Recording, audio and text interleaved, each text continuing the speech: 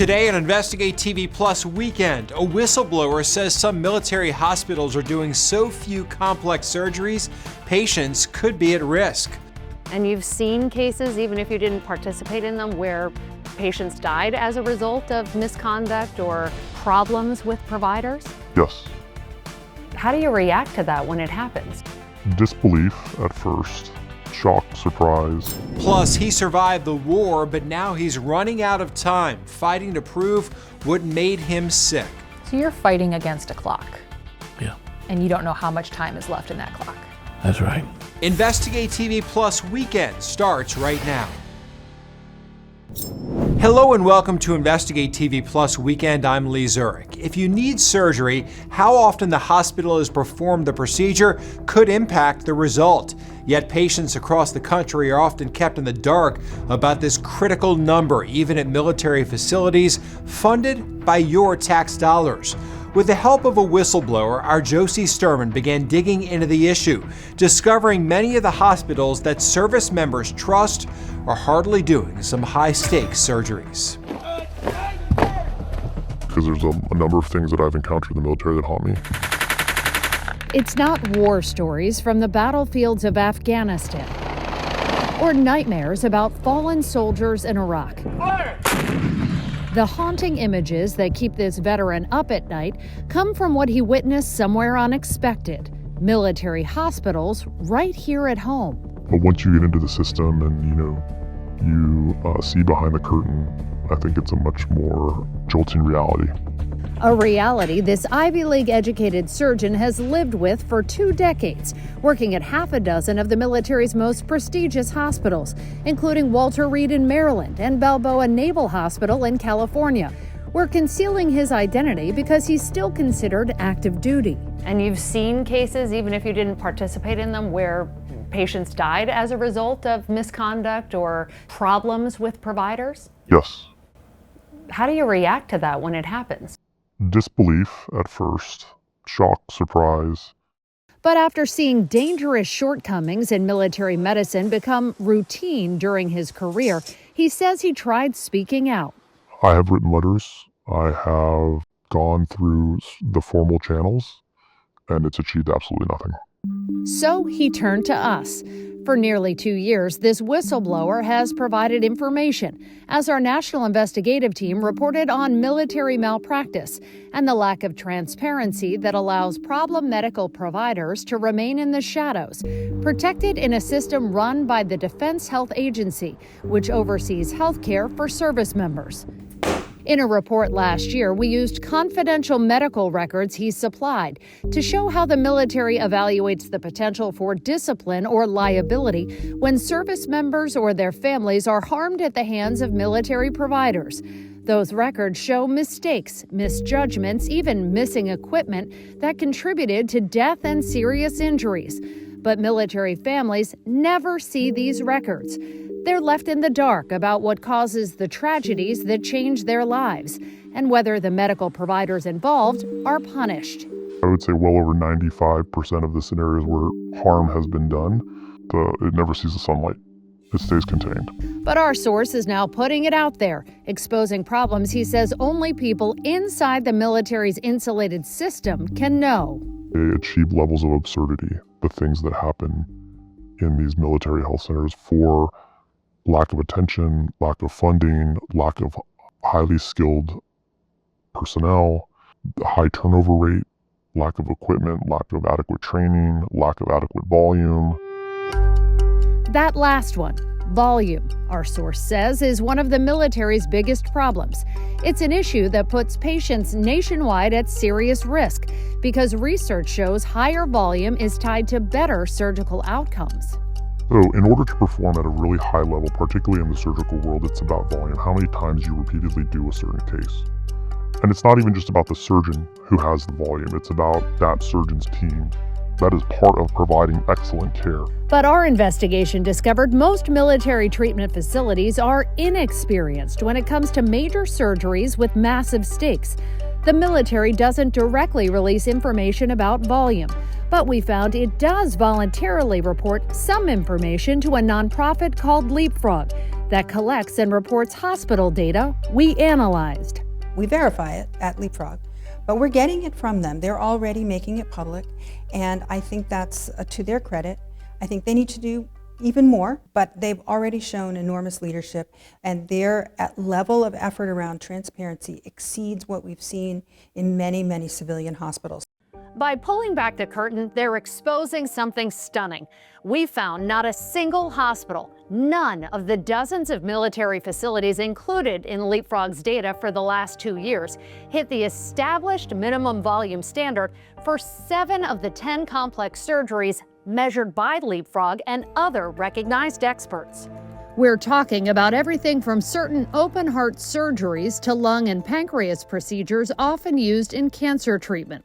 Only a handful of military hospitals report even doing these types of surgeries, and not in high numbers. Even with more common procedures like knee or hip replacements or bariatric weight loss surgeries, which are done by more military hospitals, still only a few hit the volume standard. If you're very, very low volume, it's like you're on that really steep acceleration. Your risk of harm is very, very high. Dr. Peter Pronovost with University Hospitals in Cleveland is one of the nation's leading healthcare quality experts. He not only works with Leapfrog developing standards, he also consulted with the military in 2014 to help make improvements in its medical system. He says the stats on surgical volume raise alarms. The data is so compelling, if you don't do something, you don't do it very well. They need repetition. Correct, yeah, just like anything else. I mean, whether it's being a virtuoso pianist, or a chess player, or a basketball player, or working on a high-risk procedures, doing 1 or 2 a year is not going to get excellence. But some of the most prestigious military hospitals across the nation are rarely doing certain high-risk, complex procedures. The Leapfrog data we examined shows Walter Reed, considered the gold standard in military healthcare, has done just 15 open aortic heart surgeries since the start of 2023, when the minimum standard is 10 per year. The facility has done less than 20 lung resections in the last 3 years. To hit the standard, they'd have to do 6 times that many. In that same time frame, the data shows Tripler Army Medical Center in Hawaii has only performed each of those surgeries a maximum of 9 times. They're not doing these surgeries very often. What do you say to the Department of Defense or the service members who have no choice? The warfighters should know how many that you're doing. Second is you should make an effort to make sure that you can get centers of excellence, and that might be consolidating within the military treatment hospitals, that you do certain things at high volume and you rotate the surgeons and the teams so they get excellence. But excellence may be compromised by another factor we found lacking in the military system: board certification for doctors. Leapfrog's data shows that for the last 2 years, at least 2/3 of the military hospitals that reported didn't require that certification. Do you see that as a problem? Yeah, I mean, board certification is a very basic measure of competency. It's imperfect, like almost every quality measure is, but without a doubt, I would say virtually all leading civilian health systems require to be board certified. This government needs to abandon the idea, I mean, really the delusion, that the United States military is able, at least the United States military health system is able to operate or function at a level on par with a Johns Hopkins or a Mayo Clinic or a Cleveland Clinic. The Defense Health Agency has frequently touted high Leapfrog grades and recognition from the American College of Surgeons for some of its hospitals to counter that argument. But it wouldn't talk about that with us, or the idea of potentially hubbing certain surgeries at specific hospitals to increase volume and create centers of excellence, as suggested by our whistleblower, Dr. Pronovost, and other experts.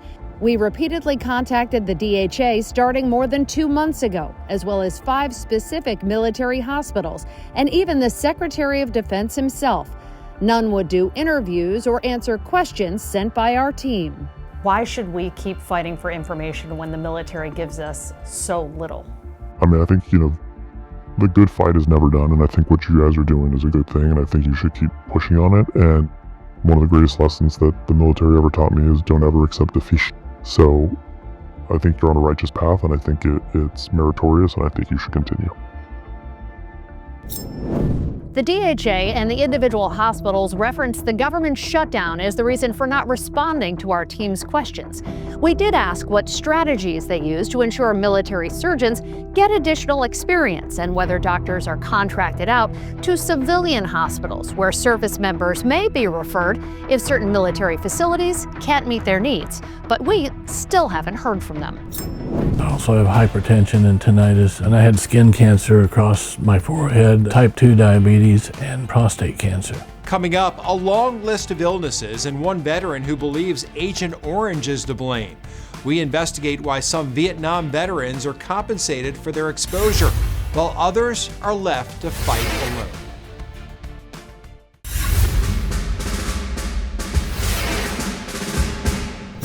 50 years after the end of the Vietnam War, some U.S. military veterans are still fighting a battle, but this one is with their own government. They're trying to prove they're sick because of Agent Orange exposure while they serve their country. It's a claim vets say is tough to prove, even when attorneys argue there's plenty of evidence in their favor. Our Kristen Crowley investigates why and how shedding a light on the issue could bring change. This small home in a small Kansas town has seen better days. It needs a new roof. Front porch has a sagging threshold on the first step there, driveway maintenance. You can't afford any of that right Can't now. afford any of it. Art Gentry also can't do the work himself because, much like his home, This is what I call my branch pharmacy. his health has seen better days. And then lisinopril is for hypertension. And the next one, empagliflozin, is a new one that I've been put on. A stack of medicine 9 of them a day. for a list of health issues. Myasthenia gravis was the first big one that hit me really hard. I also have hypertension and tinnitus, and I had skin cancer across my forehead, type 2 diabetes, and prostate cancer. Those last two are important. Now, some might chalk them up to Art's age. He's 77. But Art says there is another explanation. Art is a Vietnam War veteran. During that war, the United States government deployed a tactical weapon never before used, an herbicide called Agent Orange. Its purpose was to kill plants and eliminate hiding spots for enemy troops, a concoction not just deadly to plants, but devastating to humans. Vietnam veterans exposed have developed multiple myeloma, Parkinson's, hypothyroidism, and a list of other health issues, including type 2 diabetes and prostate cancer. More than 8 million Americans served in the Vietnam War. It's unknown how many were exposed to Agent Orange, but Art is convinced he's one of them. In my young days, I was an avid swimmer. So you were in those swimming beaches a lot. 7 different times before I got told I was in a restricted area that was not posted. He's talking about the beaches in Subic Bay, Philippines. He was stationed there in 1971 during the war. Why do you think that area was restricted? Because it was near the Agent Orange storage facility that was actually leaking down a ramp into the water there.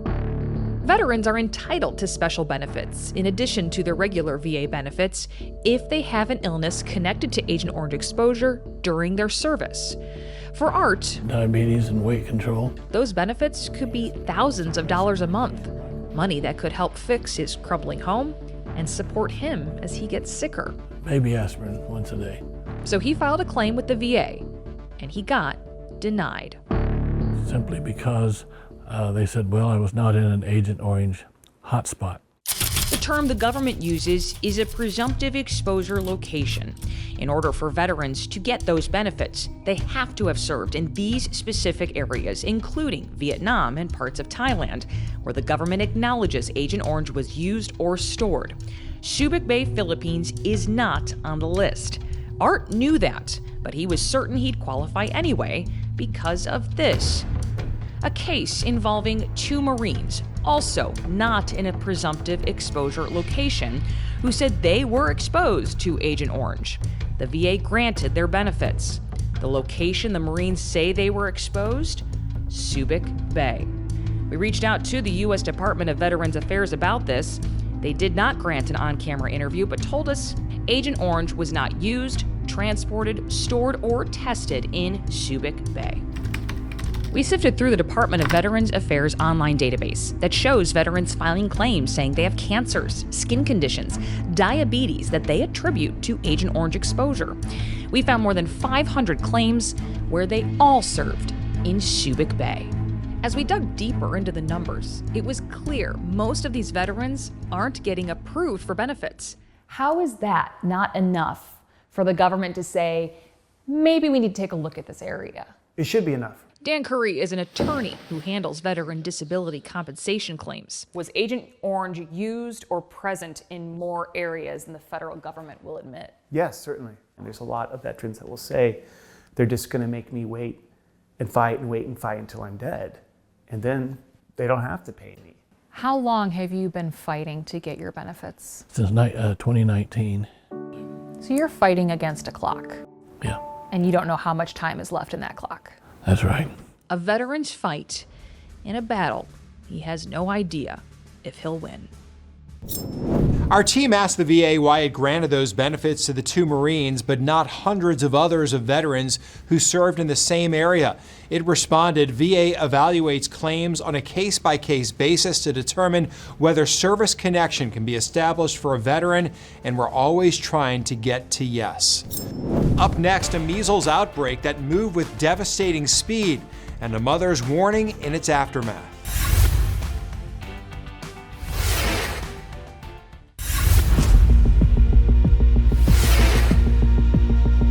Measles cases have recently spiked, with case totals higher than we've seen in over 30 years. The CDC reports at least 1,800 individual confirmed cases last year, an increase of more than 500% from the year before.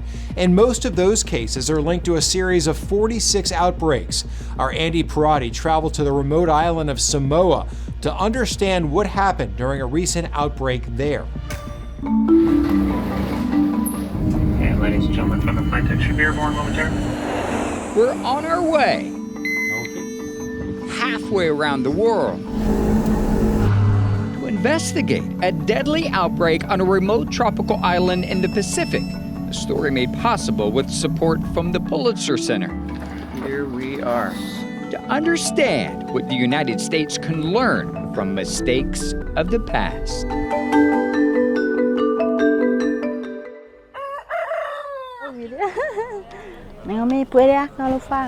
Elsie Fa'ata U'u'u talks with her father about a beloved grandchild. Hello. Her daughter, Noelle Lolesio. Hi, guys. Hi. She see her? She's healthy. Yeah. Shortly after recording this video in 2019, the 1-year-old got sick. It started with a fever, and then it got worse. The 24-year-old mother never took her daughter to the doctor. Because I see her healthy, and I think, oh no, she's healthy. Yeah. She's fat. It's okay. Yeah. I think if I get her to the hospital, she might getting worse. So you were scared about bringing... I'm scared. I know. I'm scared. Frightened because Samoa was in the midst of a deadly measles outbreak ravaging the country. The measles death toll in Samoa is now 62. A national emergency has been in place since last month. The disease did not spare Elsie's daughter either. And we don't need to see them die.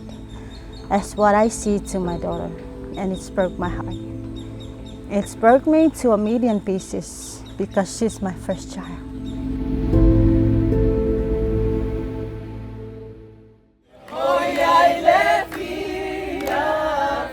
Samoa is a deeply Christian nation of about 200,000 people, about the size of Augusta, Georgia, and a history of mistrust in Western medicine. About a year before the outbreak, on July 6, 2018, 2 Samoan children mysteriously died within hours of receiving their measles shots. The country temporarily suspended MMR vaccines until they uncovered what happened. But authorities say these 2 nurses knew.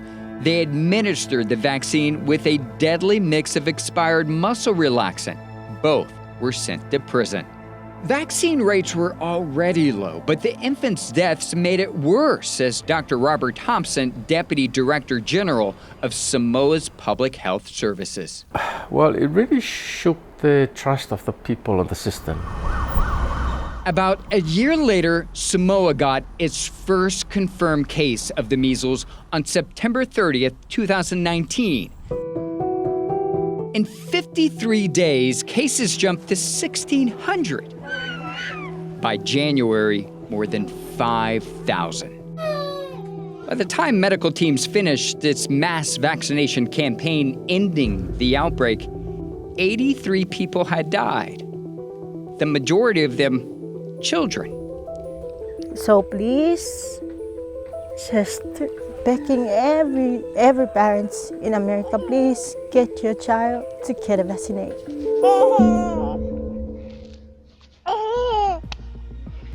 The CDC updated child immunization recommendations in October. The MMR vaccine is still recommended by the federal government, but the CDC did adopt a change to recommend toddlers get the chickenpox vaccine separately from the MMR vaccine. After the break, think your budget has to be perfect? We explain why loosening it up could actually save you more money.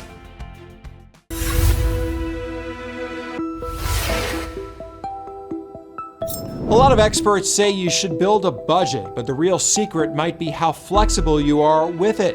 In this week's Watching Your Wallet, our Rachel DePompa shows why the most effective money plans aren't perfect. They're intentional. When you make a budget, you try to make yourself stick to it. But Kiani Upps with the popular YouTube channel, The Responsible Homegirl, says your budget doesn't have to be the perfect plan. She says what actually helps you save money is changing your mindset. Sometimes we think about like these plans that we put together with our finances as like, we got to have this perfect plan. We got to stick to it and be so structured. It's not about being perfect. It's about being intentional. Like the purpose of having these money conversations and saying, I'm going to reset my finances for the end of 2025 is just to be more intentional. When you're more intentional with how much you're spending, you can save more. For instance, Epps says when you're more intentional with when you swipe that credit card, your credit score will increase because you're not in cycles of debt. I want your money to be on your mind, and not from a place of lack, like I had to hold on to everything, but from a place of responsibility and using wisdom with your finances, because once it's gone, and all you can do is work for more. Again, she says it's not about being perfect, it's about being more intentional. Budgets are meant to be changed and adapted. She actually recommends looking over yours every single payday. Epps says if we get better at managing our money, we won't have to work as hard for every single dollar. And that's it for us. Thanks for joining us here on Investigate TV Plus Weekend.